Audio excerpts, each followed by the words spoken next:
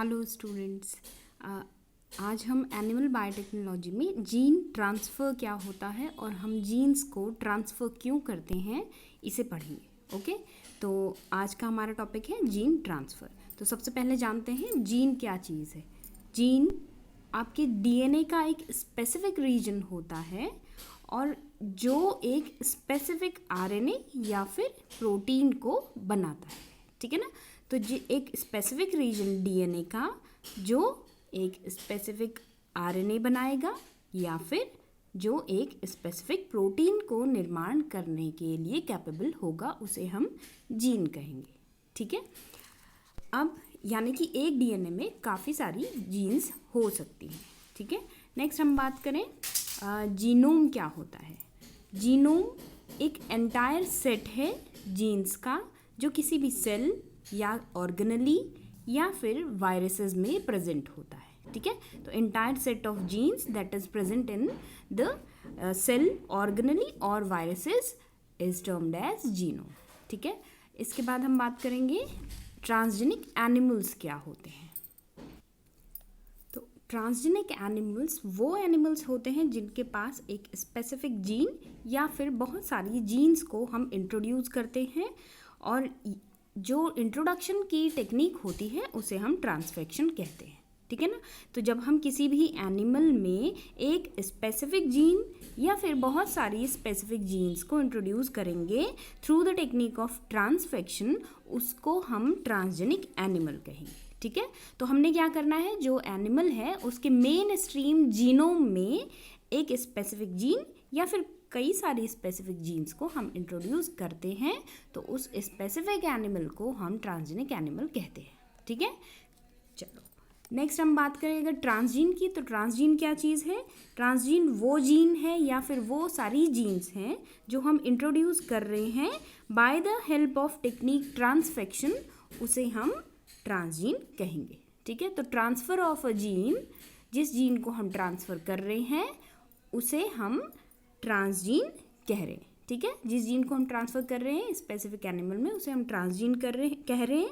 और जब हम एक ट्रांसजीन को एक स्पेसिफिक एनिमल में डाल देते हैं तो उस एनिमल को हम ट्रांसजेनिक एनिमल कहते हैं, ठीक है। जब तक हम जीन को ट्रांसफ़र नहीं करेंगे वो ट्रांसजीन नहीं कहलाएगी। जैसे ही हम उसे ट्रांसफ़र कर देंगे स्पेसिफिक एनिमल के सेल में तो वो ट्रांसजीन कहलाएगी। नेक्स्ट आता है ट्रांसफेक्शन क्या चीज़ है। ट्रांसफेक्शन जब भी हम किसी स्पेसिफिक डीएनए सेगमेंट में, ठीक है ना, जब हम क्या करेंगे किसी भी स्पेसिफिक डीएनए सेगमेंट को, आइदर डीएनए सेगमेंट किस फॉर्म में हो सकता है, नेकेड हो, मीन्स आपका जो डीएनए है वो आपके प्रोटीन के साथ जुड़ा हुआ ना हो, सिंगल आइसोलेटेड फॉर्म में जब हम डीएनए सेगमेंट को इंट्रोड्यूस करेंगे, या फिर इंटीग्रेटेड, हम उसमें प्रोटीन को भी अगर ले लें साथ में, इंटीग्रेटेड डीएनए को भी अगर हम इंट्रोड्यूस करते हैं किसी वेक्टर के माध्यम से, तो किसमें, किसी एनिमल सेल में, तो वो टेक्निक आपकी कहलाती है ट्रांसफेक्शन, ठीक है ना। तो जब हम इंट्रोड्यूस करें कि स्पेसिफिक डीएनए सेगमेंट को किसी भी एनिमल सेल में तो उसे हम ट्रांसफेक्शन कह रहे हैं, ये ध्यान में रखेंगे, ठीक है ना। Introduction of a DNA segment into an animal cell is called transfection. और जब हम डीएनए सेगमेंट को इंट्रोड्यूस करते हैं तो दो फॉर्म्स हो सकती हैं। एक हो सकता है हम डीएनए को नेकेड फॉर्म में ले लें या फिर हम इंटीग्रेटेड फॉर्म में ले लें। नेकेड फॉर्म में जिसमें कोई भी प्रोटीन या आरएनए डीएनए के साथ नहीं होगा, और इंटीग्रेटेड फॉर्म में हम डीएनए के साथ प्रोटीन को भी इंट्रोड्यूस करते हैं, ओके। नेक्स्ट एक टर्म आपने ट्रांसफॉर्मेशन भी सुना होगा। तो ट्रांसफॉर्मेशन जो टर्म है इसमें हम देखते हैं कि जब हम किसी भी डीएनए सेगमेंट को इंट्रोड्यूस करते हैं किसी और ऑर्गेनिज्म में, किसी दूसरे ऑर्गेनिज्म में अदर देन एनिमल्स, एनिमल्स को छोड़ के जिस भी आप दूसरे ऑर्गेनिज्म में अगर जीन को या डीएनए को ट्रांसफ़र करते हो, इंट्रोड्यूस करते हो, तो उसे हम ट्रांसफॉर्मेशन टेक्निक कहते हैं। एक और चीज़ ध्यान में रखेंगे, जब भी हम नॉन ट्यूमरस सेल्स का ट्रांसफॉर्मेशन करते हैं ट्यूमरस सेल्स में, तो एनिमल सेल्स में भी हम क्या करते हैं, नॉन ट्यूमरस सेल्स को ट्रांसफॉर्म कर सकते हैं ट्यूमरस सेल्स में। तो यहाँ पे टेक्निक को हम ट्रांसफेक्शन नहीं कह रहे हैं, हम ट्रांसफॉर्मेशन कह रहे हैं। क्यों? क्योंकि हम नॉन ट्यूमरस सेल्स को, जिसमें ट्यूमर नहीं है, उन सेल्स को हम ट्रांसफॉर्म बदल रहे हैं, बदलाव कर रहे हैं उसका ट्यूमर वाले सेल्स में, किस प्रक्रिया से? एनिमल सेल कल्चर की प्रक्रिया से। तो इस टेक्निक को हम ट्रांसफॉर्मेशन में रखते हैं, ठीक है ना। और साथ साथ में हम किसी और ऑर्गेनिज्म में अगर एक स्पेसिफिक डीएनए सेगमेंट को इंट्रोड्यूस करते हैं अदर देन एनिमल्स, तो उस टेक्निक को भी हम ट्रांसफॉर्मेशन कहेंगे। सिर्फ एनिमल के केस में ही हम introduction of a DNA segment into the cell of animal को ट्रांसफेक्शन कहेंगे, ठीक है ना। ट्रांसफर प्लस इन्फेक्शन दोनों टर्म्स से मिलके बना है ट्रांसफेक्शन, ठीक है। तो ट्रांसफेक्शन की बात करें तो ये दो तरीके का होता है, ट्रांजिएंट और परमानेंट, ठीक है। ट्रांजिएंट जैसे नाम ही समझ में आ रहा होगा, जो विलुप्त हो जाएगा, और परमानेंट जो हमेशा रहेगा या स्टेबल होगा, ठीक है। तो समझते हैं ट्रांजिएंट में क्या हो रहा है। ट्रांजिएंट ट्रांसफेक्शन में हम इंट्रोड्यूस करते हैं किसी भी जीन को, और वो जीन ग्रेजुअली धीरे धीरे लॉस्ट, धीरे धीरे क्या हो जाएगी? विलुप्त हो जाएगी, गायब हो जाएगी from daughter cells of transfected cells. तो सपोज हमने एक जनरेशन की बात की, तो suppose this one is a transfected cell, ठीक है ना। इस ट्रांसफेक्टेड सेल में हमने एक नई जीन इंट्रोड्यूस करी थी, तो अब क्या होगा? धीरे धीरे ये जीन जो इसके अंदर हमने इस ट्रांसफेक्टेड सेल के अंदर इंट्रोड्यूस करी थी, तो इसके जो नेक्स्ट जनरेशन आएंगी तो ये धीरे धीरे क्या होगी? ये जीन विलुप्त हो जाएगी, इसमें से ये जीन कंप्लीटली विलुप्त हो जाएगी, ठीक है। तो इस तरीके के ट्रांसफेक्शन को हम कहते हैं ट्रांजिएंट ट्रांसफेक्शन, जिसमें जो भी हमने जीन इंट्रोड्यूस करी है अपने ट्रांसफेक्टेड सेल में, वो धीरे धीरे विलुप्त हो जाती है, उसके डॉटर सेल्स में धीरे धीरे गायब हो जाएगी, ठीक है। नेक्स्ट आता है स्टेबल ट्रांसफेक्शन। स्टेबल ट्रांसफेक्शन की बात करें तो ये अपोजिट होगा ट्रांजिएंट ट्रांसफेक्शन के, और इसमें हम देखते हैं कि जब आपका जो भी जीन हमने इंट्रोड्यूस की है सेल्स में, ट्रांसफेक्टेड सेल में जो हमने ट्रांसजीन इंट्रोड्यूस की है, वो काफ़ी लंबे समय तक या फिर स्टेबिलिटी के साथ परमानेंट हो जाएगी, ठीक है। तो ये क्यों होता है? देखो यहाँ पे क्या होता है, जब भी हम कोई जीन को अगर इंट्रोड्यूस करें तो अगर वो हमारे मेन स्ट्रीम जीनोम के साथ इंटीग्रेट कर ले, ठीक है ना। इंटीग्रेट कर ले मतलब उसके साथ सामंजस्य बैठा ले, उसके साथ एकजुट होके रहे, तो हमारा जीनोम उस जीन को एक्सेप्ट कर लेता है और ये इंटीग्रेटेड जीन अब हमारे जीनोम का हिस्सा बन जाएगी, ठीक है। तो अगर हमारी मेन स्ट्रीम जीनोम में कोई ट्रांसजीन इंटीग्रेट हो जाती है तो इस तरीके के ट्रांसफेक्शन को हम स्टेबल ट्रांसफेक्शन कहते हैं, ठीक है ना। तो ये तो व्यवहार में भी आपने देखा होगा, जब भी कोई व्यक्ति इंटीग्रेट हो जाता है किसी पर्टिकुलर ग्रुप के साथ, सामंजस्य बैठा लेता है, तो वो उसी का हिस्सा बन जाता है और स्टेबिलिटी पा लेता है। तो इसी ढंग से यहाँ पे भी जो हमने जीन इंट्रोड्यूस की है वो आपके मेन स्ट्रीम जीनोम के साथ इंटीग्रेट हो जाएगी और स्टेबल ट्रांसफेक्शन ये कहलाएगा, ठीक है ना। वैसे होता क्या है, देखो मोस्टली जो आपके एनिमल वेक्टर्स होते हैं, वेक्टर्स मतलब वो माध्यम जिनके थ्रू हम जीन को ट्रांसफ़र करवाते हैं किसी भी एनिमल सेल में या फिर किसी भी सेल में, ठीक है ना। तो जब हम बात करें एनिमल वेक्टर्स की, तो एनिमल वेक्टर्स मोस्टली अनस्टेबल होते हैं। क्यों होते हैं अनस्टेबल? क्योंकि ये धीरे धीरे गायब हो जाते हैं, ग्रेजुअली लॉस्ट हो जाते हैं, किससे? एक्स्ट्रा क्रोमोजोमल स्टेट में, ठीक है ना। तो ये क्या होता है, क्योंकि मेन स्ट्रीम क्रोमोजोम के साथ तो जुड़ नहीं पाते हैं, तो इसलिए ये एक्स्ट्रा क्रोमोजोमल स्टेट में रहते हैं, ठीक। अगर ट्रांजिएंट ट्रांसफेक्शन है तो ये कैसे रहेंगे? Extra chromosome, main stream chromosome से अलग रहेंगे, और इसी वजह से ये धीरे धीरे विलुप्त हो जाते हैं। तो जो जीन आपकी क्रोमोजोम के साथ चिपक जाएगी, इंटीग्रेट हो जाएगी, वो परमानेंट या आपकी स्टेबल ट्रांसफेक्शन कहलाएगा, ओके। नेक्स्ट जानते हैं ऑब्जेक्टिव्स ऑफ जीन ट्रांसफ़र क्या है, ठीक है ना। हम करते क्यों हैं और वजह क्या है जीन ट्रांसफ़र को करने की, ठीक है।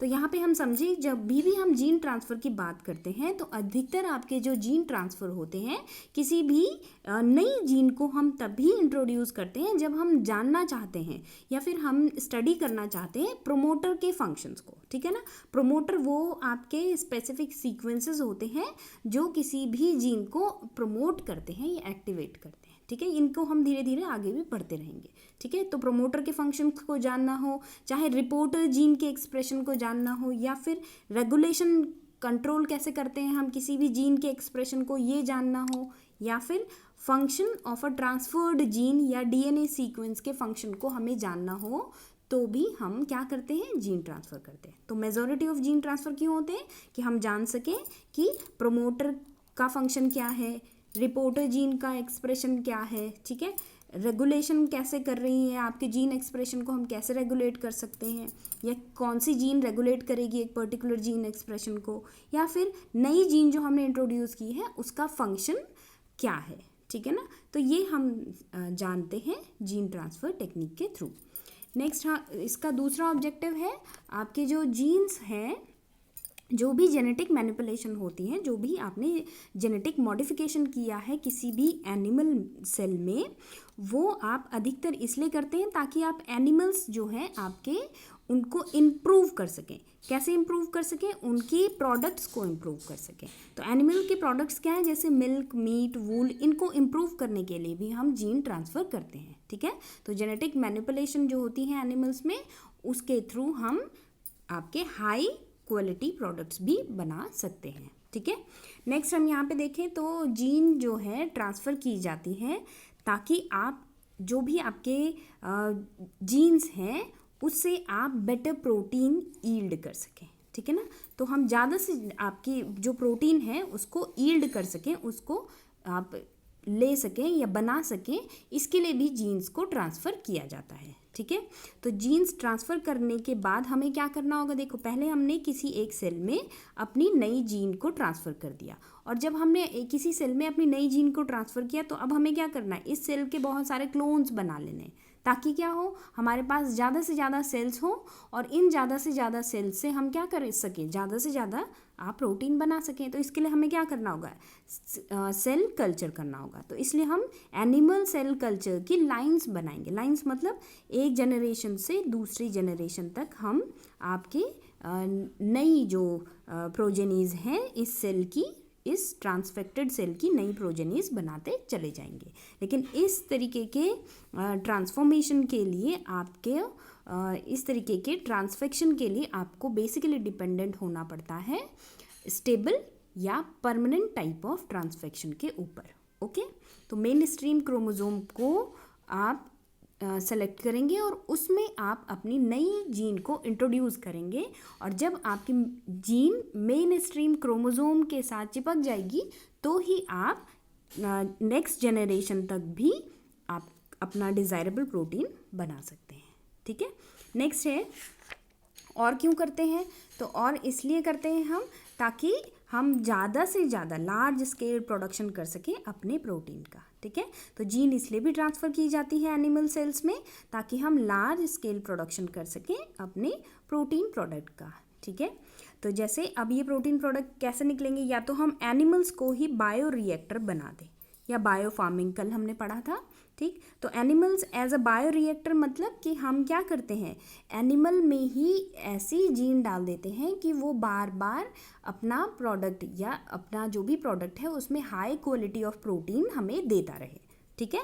तो जैसे हमने क्या किया, आपके ट्रांसजेनिक एनिमल्स डिज़ाइन कर लिए, ठीक है।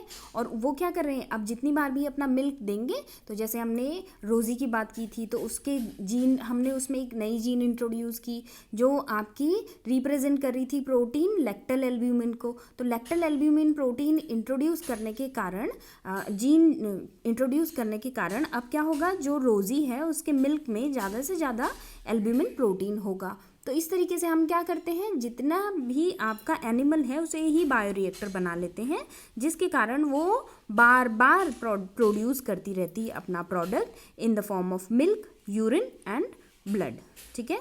और इन प्रोडक्ट्स में क्या होगा, हाई क्वालिटी प्रोटीन प्रेजेंट होगा, और ये प्रोटीन बार बार प्रोड्यूस होता रहेगा, आपको किसी इंडस्ट्री को सेटअप करने की ज़रूरत नहीं पड़ेगी, ठीक है। तो ये आप एनिमल हस्बेंड्री के केस में भी हम इसे स्टडी करते हैं, ठीक है। नेक्स्ट, और क्यों करते हैं हम यहाँ पे आपके जीन ट्रांसफ़र, ताकि हम क्या कर सकें, जो भी जीन ट्रांसफ़र है वो इसलिए भी किया जाता है ताकि हम जो पर्टिकुलर सिम्टम है या जो पर्टिकुलर डिफेक्ट है किसी जीन का उसे क्योर कर सके। ठीक है, तो हम यहाँ पे क्या करेंगे, एलिविएट करेंगे या फिर एलिमिनेट करेंगे। ठीक है ना, या तो हम बढ़ाएंगे या फिर हम घटाएंगे उस सिम्टम को जिसके कारण जेनेटिक डिसऑर्डर्स हो रहे हैं, जैसे कि हम जीन थेरेपी में करते हैं। तो यहाँ पे हम क्या करेंगे, कोई भी नॉर्मल फंक्शनल आपकी जो जीन है उसकी कॉपी लेंगे और उस कॉपी को रिप्लेस करेंगे डिफेक्टिव जीन से, उस कॉपी को रिप्लेस करेंगे, आपके पेशेंट के अंदर जो डिफेक्टिव जीन है उसको हटा देंगे और normal functional copy of the gene, जो डिफेक्टिव जीन है उसकी नॉर्मल फंक्शनल कॉपी इंट्रोड्यूस कर देंगे पेशेंट में। ठीक है, हमने क्या किया, डिफेक्टिव जीन को हटाया और उस डिफेक्टिव जीन की जगह, जिसके कारण जेनेटिक डिसऑर्डर हो रहा था, उस जीन को हटा दिया और उसकी जगह हमने नॉर्मल फंक्शनल कॉपी डाल दी। ठीक है, उस जीन की जिसके कारण डिफेक्ट हो रहा था। ठीक है, उसकी नॉर्मल फंक्शनल कॉपी हमने इंट्रोड्यूस कर दी पेशेंट में। अब क्या होगा, ये जो पेशेंट है ये रिकवर कर लेगा और इस तरीके की थेरेपी को हम जीन थेरेपी कहते हैं। ठीक है, तो यहाँ पे जीन ट्रांसफ़र हम इसलिए भी करते हैं ताकि हम आपके कोई भी जो डिफेक्ट है या जो भी सिम्टम है डिजीज़ का उसे हटा सकें और उसे कम कर सकें।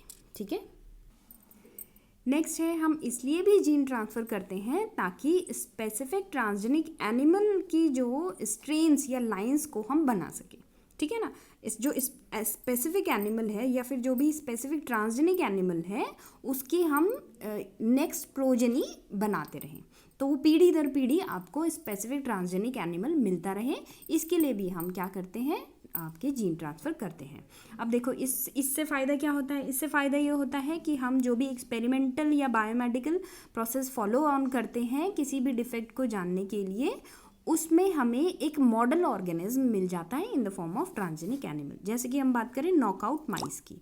ठीक है, तो नॉकआउट माइस में क्या होता है कि हमने एक माइस लिया और माइस में हमने एक स्पेसिफिक नई जीन डाल दी। तो सपोज़ हमने क्या किया, एक नई जीन डाल दी, या नॉकआउट बेसिकली मतलब आउट से समझेंगे, आउट मतलब बाहर निकालना। ठीक है ना, बाहर निकालना। तो हमने क्या किया, एक स्पेसिफिक जीन जो थी मेन स्ट्रीम डीएनए से एक स्पेसिफिक जीन को बाहर निकाल दिया और अब इस माइस में एक डिसऑर्डर या डिफेक्ट नज़र आएगा इस जीन के जाने के कारण। तो अब हम इस नॉकआउट माइस को एज अ केस स्टडी या फिर as a model organism use कर सकते हैं और जो भी आप नई ड्रग्स डिज़ाइन करते हैं उस ड्रग के इफ़ेक्ट को इस माइस पे चेक कर सकते हैं कि क्या वो ड्रग उस जेनेटिक डिसऑर्डर को कम करने के लिए सहायक है या नहीं है। ठीक है ना, इसी ढंग से हम ऑन्कोमाइस भी बनाते हैं। ऑन्कोमाइस में हम क्या करेंगे, देखो हमने एक माइस लिया और जो माइस था उसमें हमने क्या किया, उसके इम्ब्रियोन, जब वो इम्ब्रियो था उस टाइम पे ही करना पड़ेगा हमें ये काम। ठीक है ना, तो जब उसकी इम्ब्रियोनिक कंडीशन थी उसी टाइम पे हमने इस माइस में ऑन्को जीन्स जो हैं वो डाल दी, ऑन्को जीन्स इंट्रोड्यूस कर दी। अब इस माइस में जब हमने ये ऑन्को जीन्स इंट्रोड्यूस कर दी तो क्या होगा, देखो ये माइस जब बड़ा होगा तो इसमें कैंसर हो जाएगा। ठीक है ना, ये नॉर्मल माइस था जो, उसको अब कैंसर हो जाएगा। अब हम एक माइस को जानबूझ के कैंसर करवा रहे हैं ताकि हम कैंसर की जो ड्रग्स हैं उसका इफ़ेक्ट देख सकें इस माइस में। ठीक है ना, तो इसलिए हम मॉडल ऑर्गेनिज्म, मोस्टली हम मॉडल ऑर्गेनिज्म के फॉर्म में यूज़ करते हैं आपके जेनेटिक ट्रांसफ़र को भी। ठीक है, तो किस किस फॉर्म में हम यूज़ कर रहे हैं, हमारे ऑब्जेक्टिव हैं जीन ट्रांसफ़र के क्या क्या। पहला कि हम यहाँ पे प्रमोटर का फंक्शन, रिपोर्टर जीन का एक्सप्रेशन, या फिर जीन के एक्सप्रेशन को कैसे रेगुलेट करना है, या फिर जीन जो हमने ट्रांसफ़र की है उसका क्या फंक्शन है, इसे जानने के लिए जीन ट्रांसफ़र करते हैं। ठीक है, नेक्स्ट और क्यों करते हैं, सेकंड हम इम्प्रूव कर सकें अपने प्रोडक्ट्स को, प्रोडक्ट्स लाइक मिल्क, मीट, वूल, इनको इम्प्रूव कर सकें।